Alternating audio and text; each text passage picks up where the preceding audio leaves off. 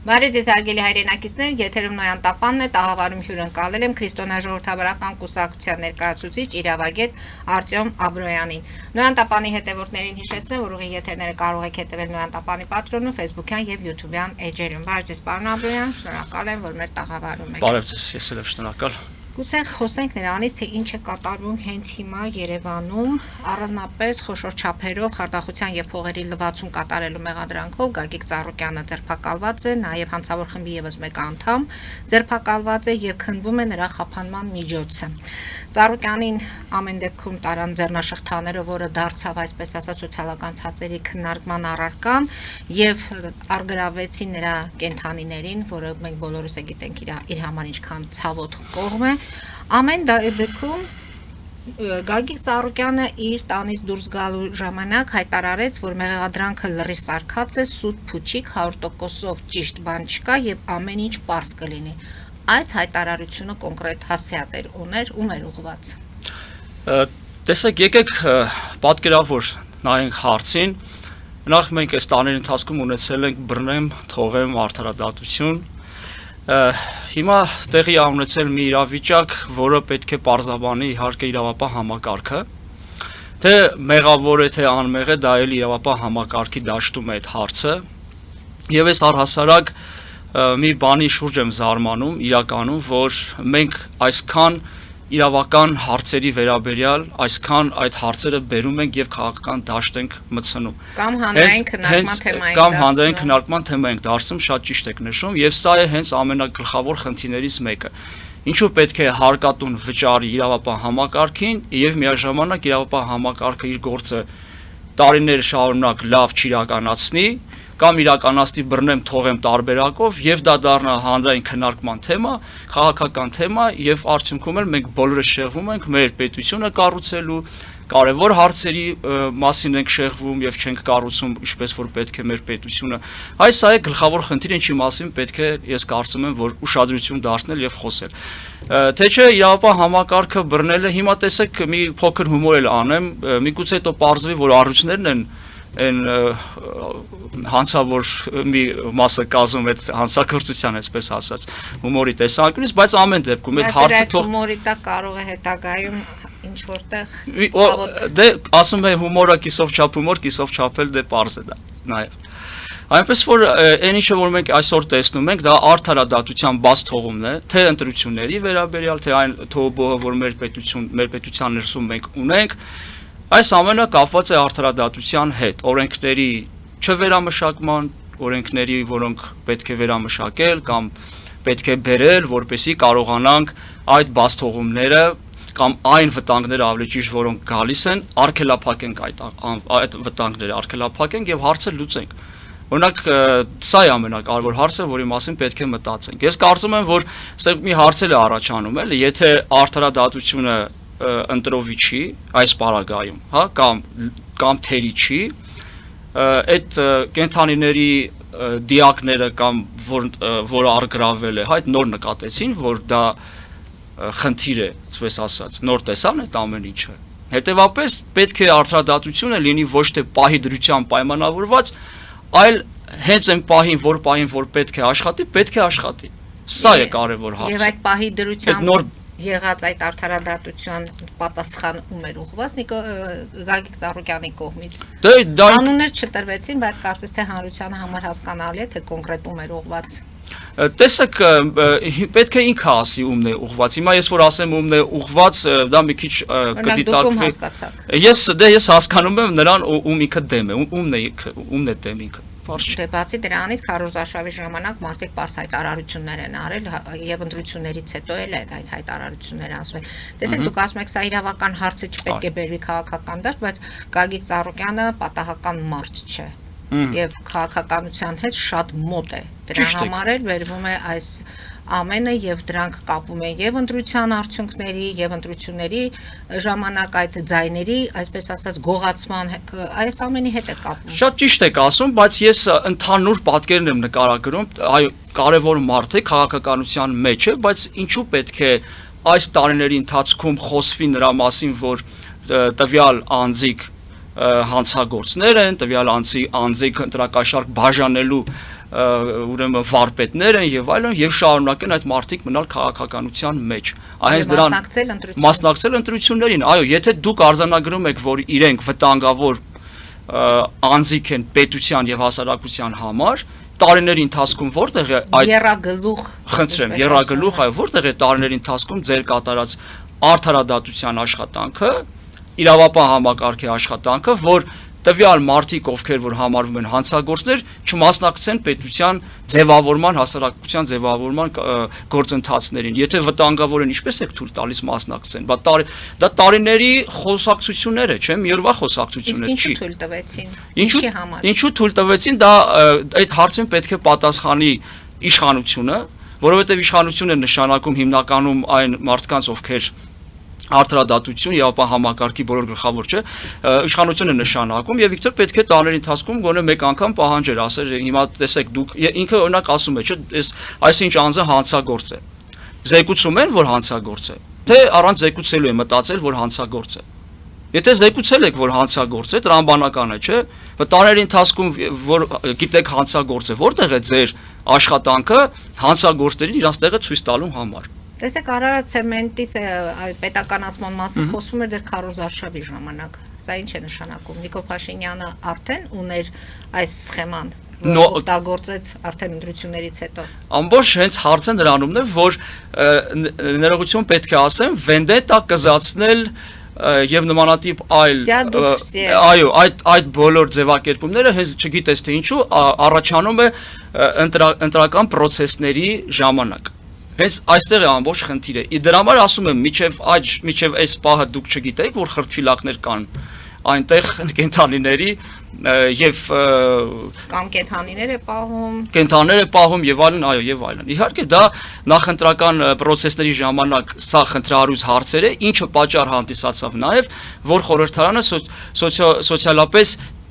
թեր զարգացած խորհրդարան մենք ունենանք անգրագետ եւ վտանգավոր խորհրդարան ունենանք բարիզբոնի իմաստով որովհետեւ տեսեք շատ կարեւոր այստեղ հարց պետք է մենք դիտարկենք մարդիկ գալիս են միլիոններով Հայաստանի Հանրապետություն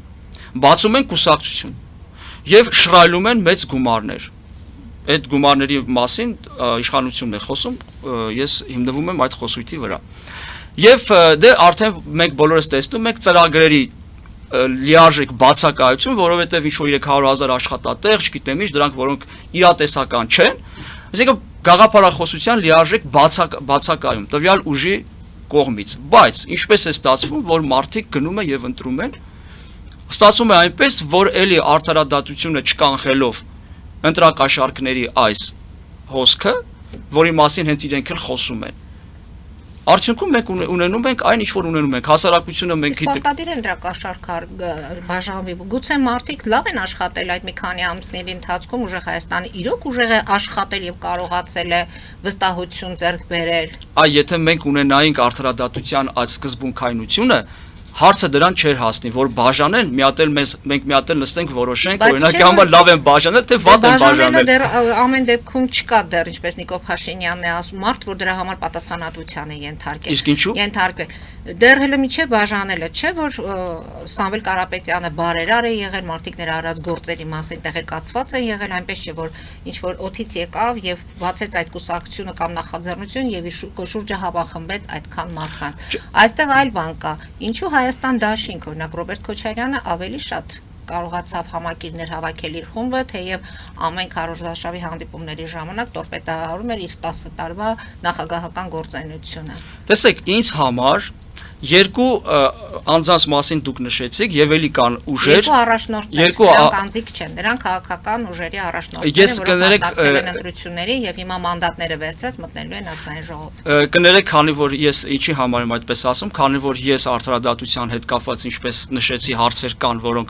որոնք որ խիստ կարևոր հարցեր են եթե արդարադատությունը լիարժեք աշխատեր ապա այդ մարդիկ կլինեին անձիկ այլ ոչ թե ձեր նշած քաղաքական գործիչները քաղաքական գործիչը իմ ընկալմամբ Հայաստանի Հանրապետությունում չի կարող զբաղվել այն գործունեությամբ, որով որ իրենք զբաղվում են։ Մեզ առաջարկեն, որ մեզ ավելի լավ է վաճառել մեր տնտեսական օբյեկտները, գնալ գուբերնիա դառնալ, այսինքն լինել լիարժեք ստրուկի կարգավիճակում, եւ այս նման քաղաքական գործիչներին չեմ կարող համարել առաջին քաղաքական գործիչ։ Ինձ համար քաղաքական գործիչը իր պետության մասին մտածող անձն է։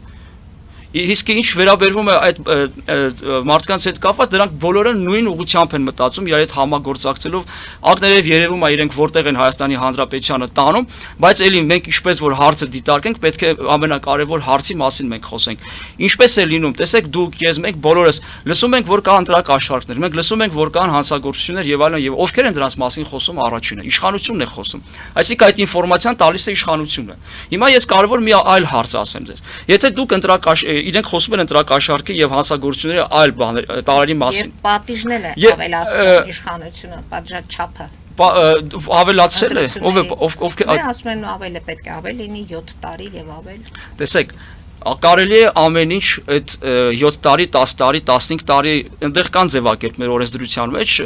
քրեական եւ այլն, որ այսքան տարի կարող ես դու նստել, բայց հարցը նրանումն է, որ չեն նստում։ Հարցը նրանումն է, որ չեն զբաղվում այդ մարդկանցով։ Եվ դուք էլ քիչ առաջ ինչպես նշեցիք, հենց այդ մարդկանց ընտրությունները մոտիկանում են, այդ մարդկանց թերությունների մասին հիշում են։ Գուցե չեն նստում նրա համար, ինչպես Նիկոլ Փաշինյանը հայտարարեց, որ կա մի էլիտա, որը հենց կապեր ունի, փող ունի եւ արդարադատության այդ շրջանակներում հենց միայն իրենք են լինում։ Եվ դա իշխանությունը պետք է մեզ ասի, ձեզ, մեզ հանրությանը, չէ՞ որ ինքն է նշանակում արդարադատության նախարարին։ Նկատի ունեք, սա իշխանության բաց թողումն է, այս իրավիճակը Գագիկ Ծառուկյանի շուրջ ձևավորված այս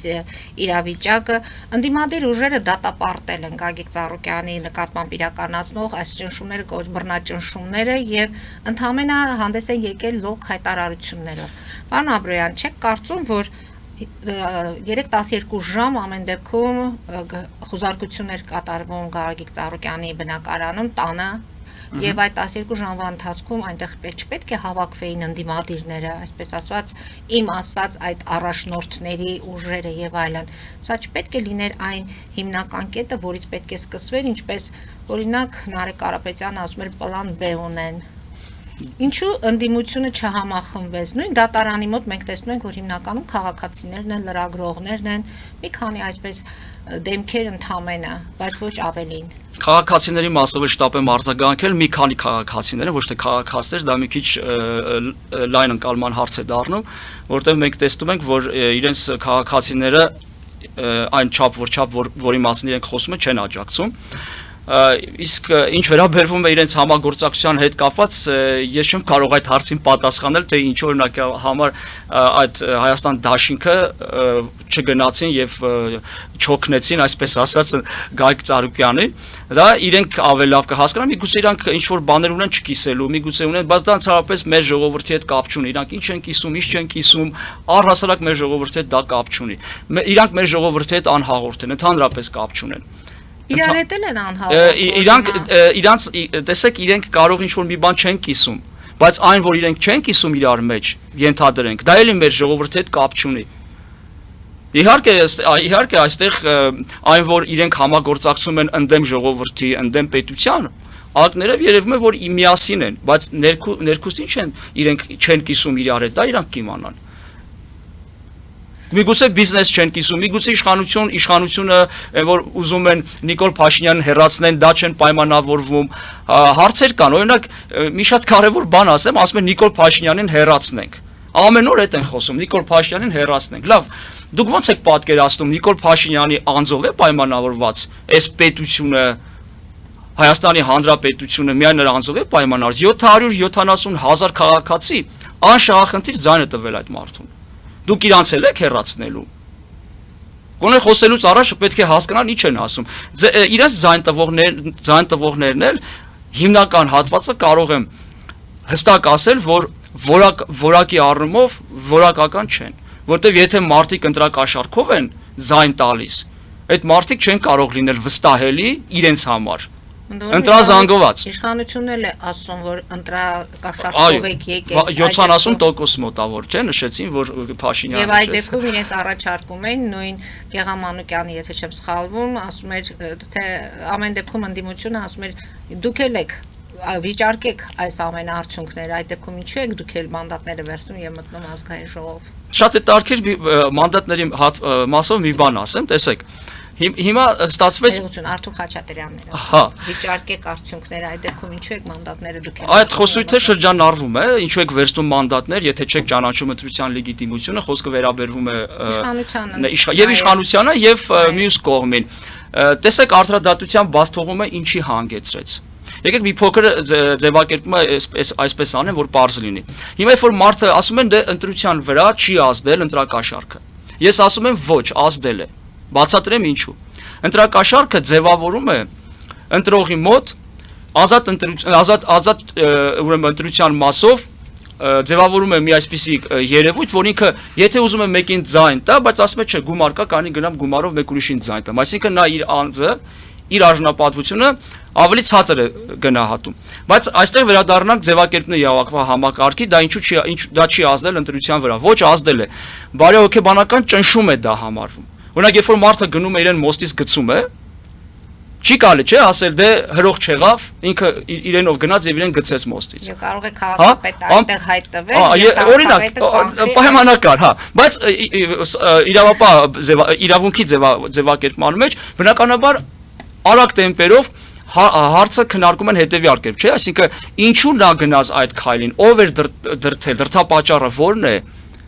չէ որ մարդը գնաց եւ այստեղ արդարադատության բացթողումը ուղիղ դրթապաճառ էր որ բարեհոգեբանական ճշմարտության ներքո քաղաքացիները գնացին ընտրության մի մաս ընտրակաշառքին տրվելով մյուս մասը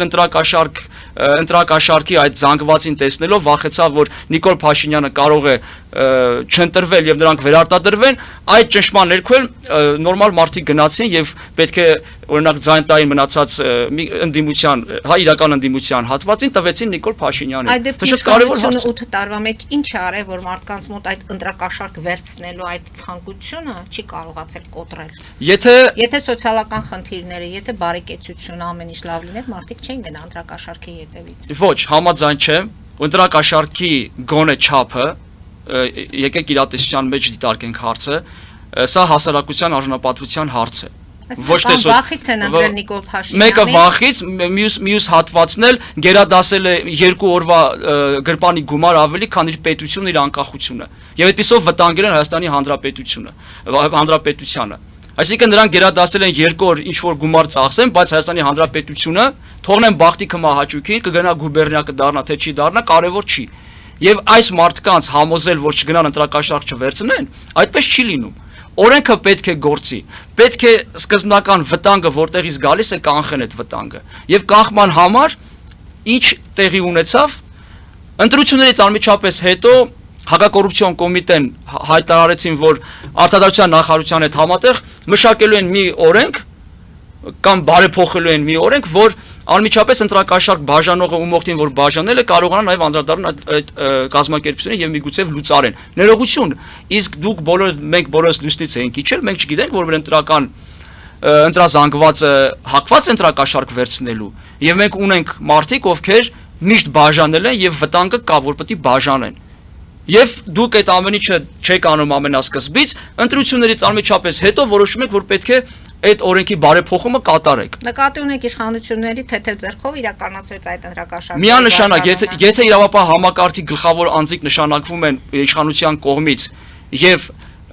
օրենքների բարեփոխումները կամ այն օրենքները, որոնք կան, չեն կիրառվում լիարժեք ձևով եւ ճիշտ ժամանակին, ապա մենք պետք է հաշվետվություն պահանջենք գործող իշխանությունից, ինչու եք այդպիսի բան անում։ Մենք պարտավոր ենք հաշվետվություն պահանջելու։ Իսկ հարց է առաջանում, միգուցե դրա համար չեն ցանկանում, որ իրական ընդդիմություն հայտնվի խորհրդարանում։ Ես ասում եմ, հարգելի իշխանության ներկայացուցիչներին, դուք ճիշտ է, սկզբից շատ դժվար էր համակերպվել այդ ռևանշիստներին խորհրդարանում։ Դե համակերպվեցիք, շիշ շպրտեցիք, հայոյեցիք եւ այլն, չէ՞։ Հիմա կարծես թե արդեն ոչ թե միայն համակերպվել եք, այլ կարծես թե ձեզ դուր է գալիս նրանց կողքին գտնվելը։ Մի վախեցեք, նոր ընդդիմությունը, իրական ընդդիմությունը, հանձինս ձեր նման կուսակցության, որ մտածում է պետության մասին, մի վախեցեք, դրանք էլ կգան ազգային ժողով, բայց մենք ունենանք բարեկիրթ եւ պետության մասին մտածող ծրագրերի մրցավազք, ուրեմն սահմանող իրական ընդդիմությունը նաեւ ձեր կուսակցությունը չի կարող լինել, որովհետեւ դուք ջատագովն եք Նիկոլ Փաշինյանի գործընկերության։ Ես ամենայն պատասխանատվությամբ ուզում եմ ձեզ պատասխանել այդ հարցին։ Ես քաղաքական գործիչ լինելով ամբողջ հեղափոխության օրվանից սկսված միշտ ասել եմ հարգելի քաղաքացիներ, այո, այս իշխանությունը միակ ճիշտ ալտերնատիվ տարբերակն է, որ մենք ունենանք ազատ ինքնիշխան Հայաստանի Հանրապետություն, բայց անձապաշտությունը հանձնես, եթե ես էլ ենթադրենք, որտեվ ես եմ խոսացողը, լինեմ երկրի վարչապետ, իմ անձին, իմ անձով մի տարվեք, մի եղեք անձապաշտ, եղեք պետությունը, ինստիտուտը ցանկացող քաղաքացի։ Պետություն ցանկացեք, ինստիտուտ, ապարատների կայացում ցանկացեք, որովհետև անձերը փոփոխական են, բայց ապարատի, հզոր արդարադատության ձեռքը ցանկացած մեկի գլխին կիշտի, եթե որևիցե մեկը գա փորձի մեր պետության ամենակարևոր դրույթը ասեմ, ինքնիշխանության դեմ ինչ-որ խաղեր տա։ Ամեն դեպքում Ես կներեք եւ իմ հետ կապված է նաեւ պատասխանեմ, ես ինձ իմ անձով պայմանավորված համարում եմ ռեալ իրական ընդդիմադիր անձ, որովհետև ես հասկանում եմ, որ պետք է եւ պարտադիր է պահանջել հաշվետվություն գործող իշխանությունից, որպեսզի պետությունը եւ պետական բոլոր ապարատները ճիշտ աշխատեն, ոչ թե ընտրովի։ Սա է իրական ընդդիմության պատկերը։ Ես չեմ տեսնում դերևս այս պահին իրական որևիցե քաղաքական ուժ, ինչու, որովհետև երբ որ գործող իշխանությանը մի բան ասում են, երկու բան ճիշտ են ասում, 10 բան սխալ են ասում։ Եվ իրենց կպցնում են ընդդիմադիրը դա չի։ Ընդդիմադիրը Հայաստանի Հանրապետության շահերից բխող քաղաքական հայտարարություններ անող եւ գործող քաղաքական ուժն է կամ անձն է։ դուրս գան կարճատև գովազդային դադարի, որից հետո հասկանանք ինչպիսի ազգային ժողով է ձևավորվելու։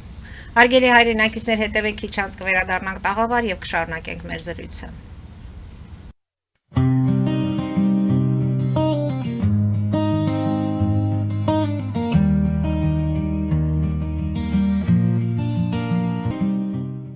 Ֆելիչե ժամանակակից ատամնաբուժական կլինիկա։ Այստեղ հարմարավետությունն ու խնամքն առաջնային են։ Այստեղ կիրառվում են ատամնաբուժական ամենաժամանակակից տեխնոլոգիաներ, ճշգրիտ ախտորոշում, արդյունավետ բուժում, նուրբ փորձառություն եւ անհատական մոտեցում։ Սկսած սովորական մանրուքներից մինչև առաջադեմ ընթացակարգեր, այստեղ դուք գտնվում եք բարձր որակավորում ունեցող եւ փորձառու ատամնաբուժական մասնագետների ձեռքերում։ Մեր բարեկամական եւ հյուրընկալ անձնակազմն այստեղ է յուրաքանչյուր այցը հաճելի դարձնելու համար։ Ֆելիչե, ձեր առողջ եւ ամենաերջանիկ շպիտը սկսվում է այստեղից։ Եկեք եւ բացահայտեք նորարարության, փորձագիտության եւ կարեկցանքի կատարյալ համադրությունը։ Երևան փոստը Գրանադայի ուզում տեղեկացնում է։ Դրամական փոխանցումներ 1%-ով։ Օդանավով 1 փաունդը 2.99։ Նավով ուղարկեք 1 արկղ, երկրորդ արկղը անվճար։ Ավտոմեքենաների փոխադրում անհավատալի արժեքներով։ Ինչպես նաև կահույք եւ մեծ չափի բեռների փոխադրում։ Jackpot հագուստի խանութը երկրորդ մասնաճյուղն է բացել Գլենդելի սրտում, որտեղ կարող եք ձեռք բերել եվրոպական եւ ամերիկյան ընտիր հագուստեղեն, կոշկեղեն, աքսեսուարներ, պայուսակներ ամենահարմար արժեքներով։ Նաև կարող եք ցանկացած ապրանք պատվիրել եւ ձեռք բերել կարճ ժամանակում։ Jackpot-ի Գլենդելի հասցեն է 1135 North Pacific Avenue, հեռախոս 818 813 2252։ Jackpot հագուստի լավագույն կենտրոնը Գլենդելում։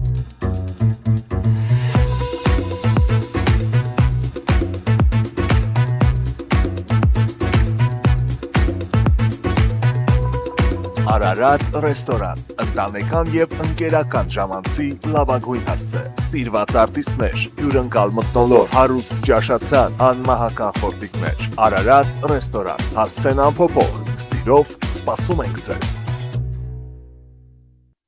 Լավագույն պաղպաղակ, բնական, համեղ եւ մատչելի գներով պաղպաղակը կարող եք ձեռք բերել բոլոր հայկական խանութներում։ Պահանջեք հայկական պաղպաղակ, Թամարա պաղպաղակ։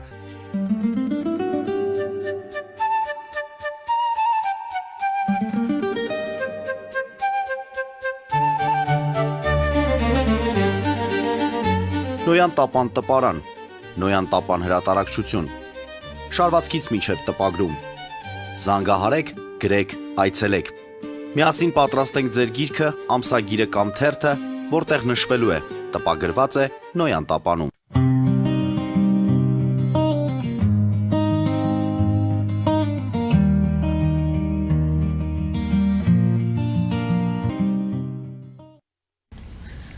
Արգելի հայրենակիցներ, Նոյան տապանակրկին եթերում է։ Քանի որ սկսեցինք Գագիկ Ծառոյանի ձերբակալությամբ եւ այն գործընթացը, որը նրա շուրջ է հիմա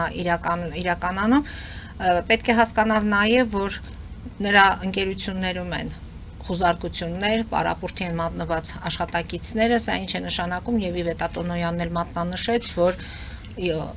երկրորդ խոշոր հարկատուի մասին է խոսքը, եթե այդ ձեռնարկությունները փակվում են, տեսեք պետական բյուջե ինչքան գումարներ չեն ներմուծվելու։ Խոսվեց նաև օլիմպիական այդ իրենց քաղաքում մարզիկներ կան եւ որոնք դրսից են եկել եւ ասաց, որ այսա նաև միջազգային սկանդալ է Գագիկ Ծառուկյանի շուրջ։ Ամեն դեպքում ընդդիմադիրների այն դիտարկման հետ, որ Գագիկ Ծառուկյանին վերցնելով փորձում են ահաբեկել ընդդիմությանը, համամիտ եք այս ձևակերպման հետ, թե ոչ։ Ջարդում են ընդդիմությանը, ահաբեկում են ընդդիմությանը։ Գիտեք ինչ է նման այս ամեն ինչը իմ տեսակետից, Ուկրաինայի օրինակով բերեմ, թողում են շնչեն այնքան, որքանով իրենց պետք է։ Բայց հիմա արձագանքեմ իրենց հայտարարությանը։ Այդ բանակը թալանում են, ձերբակալվում են, ասում են միջազգային սկանդալ է, չգիտեմ։ Մեկին բռնում են, ասում են միջազգային սկանդալ է սպորտի ասպարեզում եւ այլն։ Հիմա ես չեմ հասկանում, ստացվում է մեր սահմանադրությունը, մեր պետությունը իրավապահ այդ հարցերը, որոնք մեր անվտանգությունը պետք է ապահովեն, եթե իհարկե կա խնդիր, եթե կա պետք է ապահովեն, հա։ Հիմա ստացվում է ավելի քիչ կարևոր է։ Սա ստացվում է Ռուսաստանում բնակվող հայրենակիցների ռուբլիները ավելի կարևոր են, քան մեր պետության անկախությունը։ Ստացվում է այստեղ էլ այդ մարդկանց գումարը ավելի կարևոր է, քան թե մեր պետության անվտանգությունը։ Հետո տեսնում եք արհեստական ինչպիսի ձևակերպումներ է առաջ գալիս, էլի։ Այսինքն հիմա իր ասածով ինչ է գալիս, գալիս է մի բան, որ հիմա դուք կողմնորոշվեք։ 10,000 գործազուրկ հիմա սկզբից ամենակարևոր հարցին անդրադառնանք, կրենախ այդ մարդիկ գործազուրկ չեն, թող չտապեն լիրիկաներ միացնեն, կոպիտ ասած։ Հիմա ինչ է ստացվում։ Դուք մտածում եք ինքը հանցագործ է թե ոչ, հələ դուք այդ հարցի շուրջ մտածեք, տեսեք արդար է թե արդար չի այդ հարցի իր ձերբակալության։ Դուք այդ կարևոր հարցը թողել եք, արդեն ուրիշ հարցեր եք քննարկում, ուրիշ հարցեր եք առաջ բերում։ Դա ինքնապաշտպանության ես մեթոդ եմ դիտարկում։ Դուք ինչ եք շտապում, հələ ոչ պետք չի խոսել լուծարման մասին։ Դուք ինչ եք առաջ քաշում լուծարման հարցը, այդ մարդկանց ֆակտորը, ինչ ուզում եք այդ մարդկանց հանեք փողոցներ պետություն էլի ցնցեք։ Բայց կարող են հանել փողոց։ Դե աշխատակիցներին միգուցե կարողանան հանեն փողոց։ Տվյալ մարդկանց սեգմենտի մասին է խոսքը, այդ հա, բայց ինչու եք խոսում բաներից, որոնց մասին դեռ խոսք չի եղել։ Եվ ինչ եք դուք կարևորում, ել եմ կրկնում, մարդկանց այդ դեպքում դատարանի որոշումը չկա։ Իհարկե չկա, իհարկե, եւ նման խոսույթ անգամ չկա, այսինքն դա հերթական հարցակումն է, ինքնապաշտպանություն է, որը անհասկանալի ինչու է արվում, որտեղ հայտարարություն չի եղել նման։ Կհետևենք իրադարձությունների զարգացմանը, այսօր կամ վաղը արդեն բարձ կլինի ինչ է կատարվում եւ հասկանանք ովքեր են մտնում ազգային ժողով։ 3 հիմնական ուժեր կմտնեն ազգային ժողով, ընդ որում Նարեկ Կարապետյանը Շանթ հեռուստաընկերության հետ հարցազրույցում հայտարարեց, որ մեկ դրամ աշխատավարձով ինքը կաշխատի, քանի որ իր աշխատավարձի մնացած մասը որպես բարեգործություն թափանցիկ ձևով կբաժանի եւ դրա մասին բոլորը տեղեկացված կլինեն։ Ինչ է լինելու։ Ինչպիսի ազգային ժողով ենք ունենալու։ Ճիշտ ասած, ես ուզում եմ դրա մասին խոսել, բայց չեմ լսել, որ Նարեկ Կարապետյանը նման հայտարարություն է արել, կխնդրեմ, եթե կա միայն իր անձի մասով, թե բոլոր պատկան։ Ես այստեղ ուզում եմ հենց դրա մասին խոսել, ինքը միայն իր անձի մասով է հայտարարություն անում եւ դա խիստ հակասական է քաղաքական իրենց ուժի գաղափարախոսությանը եւ այն տրամադրվածությանը, որով եկել են քաղաքական դաշտ։ Ինչու է միակ իր անձի վերաբերյալ այդ հայտարարությունը անում։ Ես դա դիտարկում եմ քաղաքականությամբ զբաղվելը իրենց կողմից դա ներդրումային process է, ոչ թե երկիրը փրկելու process է։ Այսինքն ես քանի որ միլիարդատեր եմ կամ միլիոնատեր եմ, կանի գնամ աշխատավարձ 700,000 դրամ, որ շատ փոքր գումար է իրենց համար, չվերցնեմ եւ իմիտացիա հա, վերցնել կամ հավասար է չվերցնելու միտքը։ Չէ, բայց եթե տանում է դա բարեգործություն է անում, ներդրում է անում ինչ որտեղ շատ լավ, ամեն դեպքում հա, վերցնենք բարեգործություն է անում, բայց այդտեղ հարցի կարևոր հատվածը ուրիշ տեղ է։ Ինքը չի վերցնում իր համար ամեն դեպքում, ճիշտ է, իր անձի համար չի վերցնում։ Ես համարում եմ դա քաղաքականության մեջ ներդրումային գործարք, որ կանի ես 700,000 դրամից հրաժարվեմ, բայց ապագայում 31 թվին գոնե մենք կգանք իշխանության եւ մեր բիզնեսը մեր իշխանության օրոք էլ ավելի կծաղկեցնենք եւ կհաջողանանք նրանց ում կողմից որ հավանաբար ուղղորդված են, որի մասին խոսում է իշխանությունը։ Հետևաբար հարց է առաջանում, բայց եթե դուք այդպես գաղափարակից քաղաքական ուժեր եք եւ մի ձև եք մտածում ձեր միայն Նարեկ Կարապետյանը չի, չէ, իրենց խմբից շատերը այսպես բարձրաձայն գոռում են, խոսում են, մենք հայրենասեր ենք, երկիր ենք փրկում եւ այլն։ Ուրեմն 2000 ուրեմն մանդատները զենք են, ուրեմն նախ այդ զենքը Ռոբերտ Քոչյանը ուներ, բայց ինքը այդ զենքը չկարողացավ կները եւ քչացել է եւ ինչը Ռոբերտ Քոչյանը ուժեղ չէր սեղմում, որ Նիկոլը գնար այդ կոճակ իրենք ուժեղ կսեղմեն։ Դա իրենց ընտրազանգվածին խափելու, իմ տեսանկյունից խափելու ուրեմն հարց է դրված։ Հիմա տեսեք, ես առաջարկում եմ հետեւյալը։ Եթե դուք իսկապես չեք խափել ձեր ընտրազանգվածին, ընդդիմությունը քանի որ հաշվետվություն պահանջող ինստիտուտ է եւ մի տեղել ինքը քննություն է հանձնում ընդդիմության լինելու ժամանակահատվածում իշխանություն գալու համար ժողովուրդը այդ քննությունը կտեսնենք ոնց կհանձնեք ձեզ իշխանության կբերի ոչ թե իրենց այլ հենց ընդդիմության ինստիտուտը նկատի ունեմ հիմա շատ լավ քննություն հանձնելու պահ է ձեր բոլոր падգամավորները պետք է 60 դրամ ստանան 2026-ից մինչև 31 թիվը 1 դրամով աշխատավարձ ամսական 5 տարվա կտրվածքով 60 դրամ է անում դե ցույց տվեք որ դուք ձեր գաղափարախոսությանը հետևողական եք եւ ազնիվ եք 60 դրամից ավել ոչ մեկը գումար չստանաք Եթե ստացել եք, ուրեմն դուք հաստատ պետություն փրկելու այդ ձեր ասած դրա համար չեք եկել։ Այդ դեպքում պետք է հասկանալ, թե այդ մարդկանց միջոցները որտեղից են գոյանում ապրելու։ Տեսեք, իրենք ասում, ես այդ շատ կարևոր հարց տվեցիք։ Նարեկ Կարապետյանը ասեց մենք եկել ենք բիզնեսմեններ ենք եւ այլն, չէ՞։ Հա, ապահոված եք։ Դե հիմա ասում եմ մենք։ Հիմա ես դա օգնակի եմ հասկանում ամեն դեպքում։ Հիմա ասում եք բիզնեսը թողել ենք, եկել ենք, մենք Լավ, պարոն Աբրոյան, եթե ավելի առարկայական, ավելի լուրջ, ինչպիսի խորհրդարան եք պատկերացնում։ Շատ վատ խորհրդարան, քան 2021 թվականի ստեղծված խորհրդարանն է, շատ ավելի վատ, որովհետև այս պարագայում մենք քանի որ տեսանք նաև գործող իշխանությունը ունի որոշակի չափով ռեյտինգային անկում մենք դրան ականատես եղանք եւ այդ ռեյտինգային անկումը գալիս է էլի իրավապահ համակարգի թեր աշխատանքի արդյունքում եւ բռնեմ թողեմ ինչպես նշեցի ուրեմն իրավական համակարգի այդ գործելավոճով պայմանավորված հետեւաբար այս հիասթափությունը կարող է ավելի շատ մեծանալ եւ 2031 թվականին մենք ունենանք ավելի լուրջ խնդիրներ որովհետեւ այն ուժը 2031 թիվը որտեղ ընդդիմությունը ամեն դեպքում պատրաստ չէ գնալ մինչեւ 2031 եւ պետք է ամեն ինչ անի որ ես կոչ եմ անում գործող իշխանությանը որ ավելի վճռական պատրաստ չլինեն գնան մինչեւ 2031 թիվ ինչու քանի որ մենք ունենք 5-ից եթե չեմ սխալվում 6 քրեական գործով անցնող անձիկ, որոնք ընտրակաշառք են բաժանել падգամավոր տեխնացու լինելով հանդերձ, այդ փաստը հիմք համարել այդ փաստը եւ անհապաղ իրավապահ համակարգը պետք է գործի դրվի եւ աշխատի, անհապաղ եւ արդյունքում պետք է Սահմանադրական դատարանը լուծարի այդ կազմակերպություններին ընտրակաշառք բաժանելու համար եւ ոչ միայն, նաեւ այն հայտարարությունների մասով, որոնք ակներև Հայաստանի Հանրապետությանը տանում են գուբերնիայի։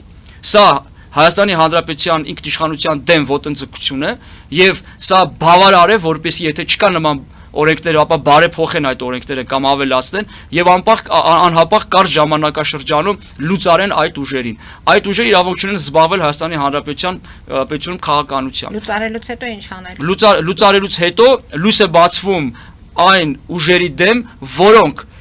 անկախ ամեն ինչից լավ ծրագիր են բերել, լավ գաղափարախոսություն են կամ չէ, գոնե Հայաստանի իշխանության դեմ չեն։ Այսինքն գնալ նորից ընտրություններ։ Իհարկե, եթե Հայաստանի Հանրապետության խորհրդարանը չափազանց թերի վիճակում է ավելի վատ, քան 2021 թվականի։ Եթե 2021 թվականի խորհրդարանում հայոյում էին, շշեր էին շպրտում, զբաղված էին այլ բաներով։ Հիմա էլ ասում են եկեք բոքսի տանձիկին նման։ Հիմա եկեք ավելի վատ, հա, ապրեք։ Եկեք, հա, մենք շատ լավ մեջբերում արեցիք։ Իհարկե նման խորհրդարան ունենալը դա շատ վատ է եւ միանշանակ պետք է արտերտ ընտրություն լինի, որպեսզի փրկենք մեր խորհրդարանը։ Եթե Վահագն Ալեքսանյանը անդադ խոսում էր Սերյան Օհանյանին, հիշեցնում էր իր ժամանակների բանակը եւ ծառայությունները, հիմա մարդիկ բացահայտ ասում են, եկեք կխոսենք ընտրակաշառքների մասին։ Խնդրեմ։ Այսինքն մենք նոր թեմա ենք բերում ազգային ժողով։ Դրա համար եմ ասում, ավելի վատ ազգային ժողով է լինելու։ Եվ այսպիսի խորհրդարան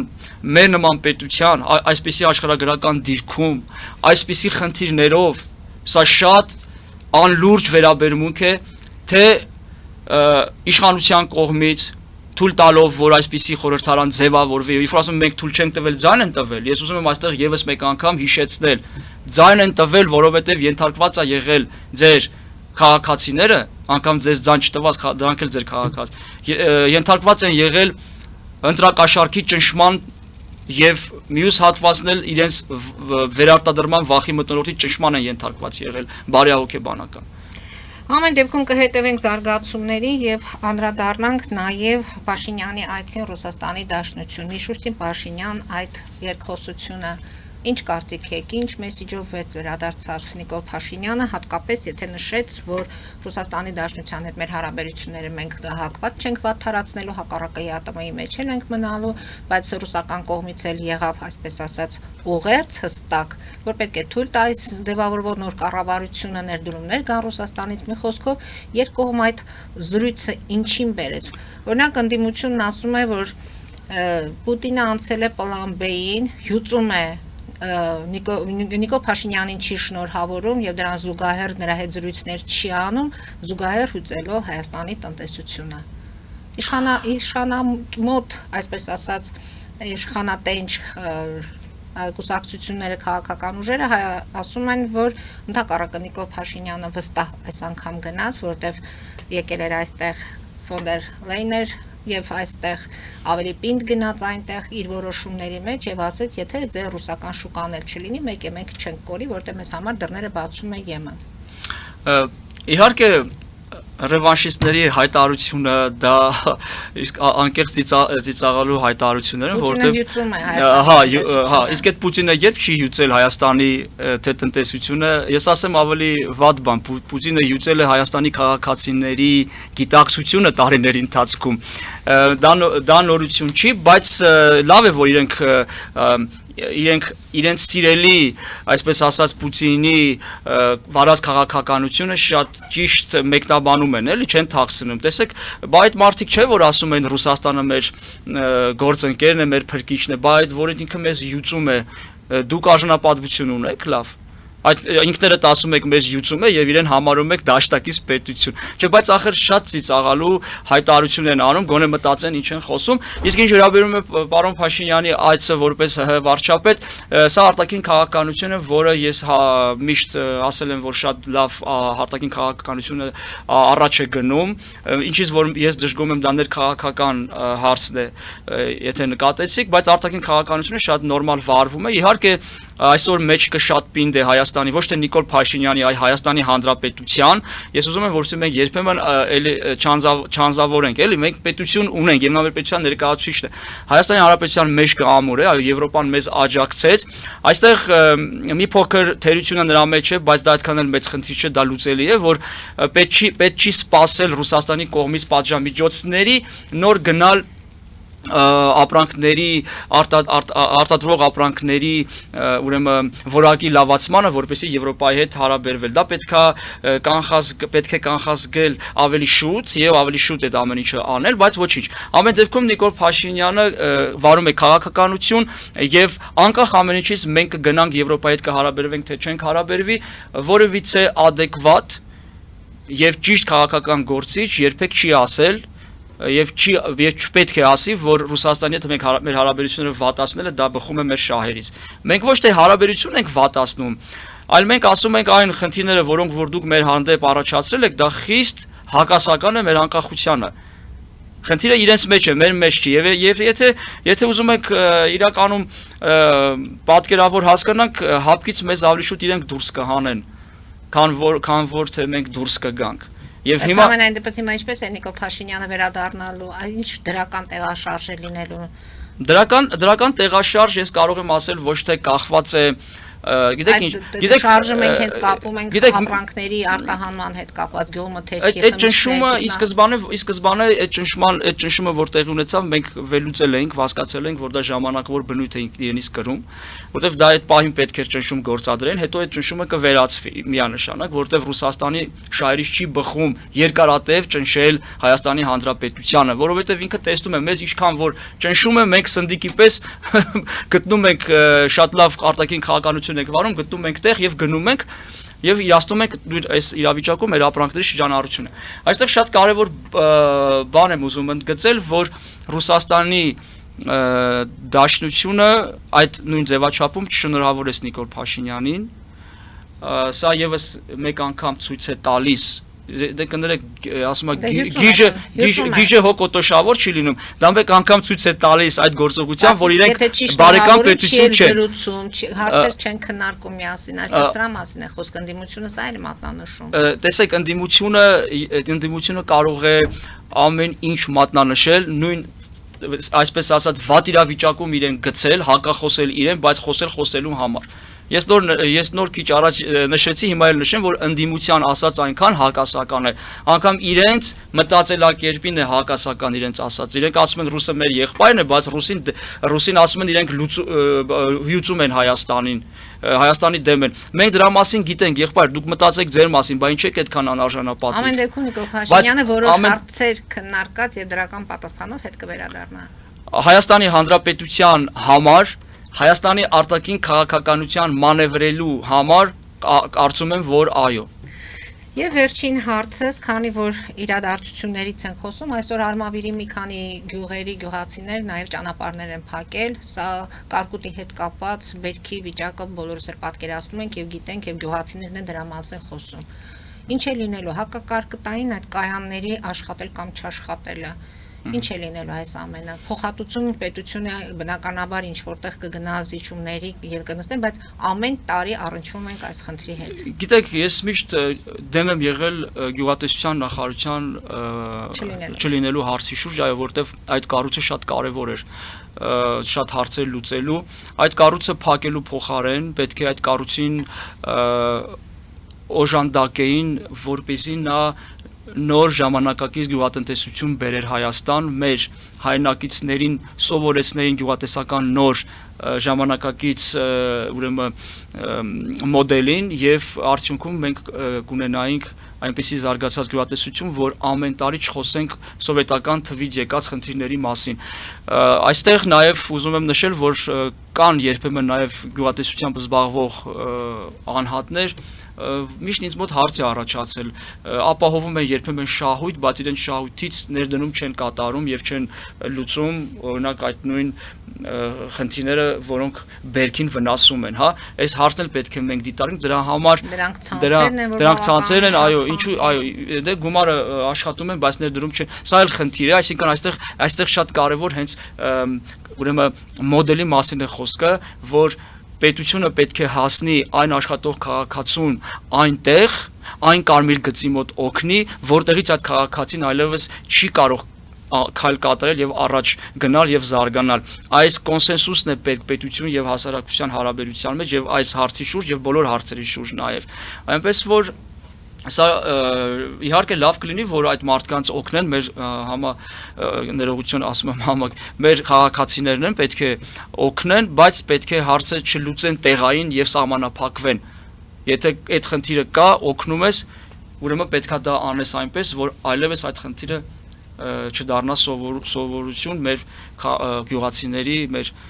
քաղաքացիների համար։ Շնորհակալություն եմ հայտնում, պարոն Աբրոյան, այսօրվա հաղորդման համար, իրադարձություններին հետևենք, հարկ լինելու դեպքում կհանդիպենք կրկին այս տաղավարում։ Հարգելի հայրենակիցներ, այսօր այսքանով ավարտում ենք, հետևեք զարգացումներին, մնացեք խաղաղությամբ։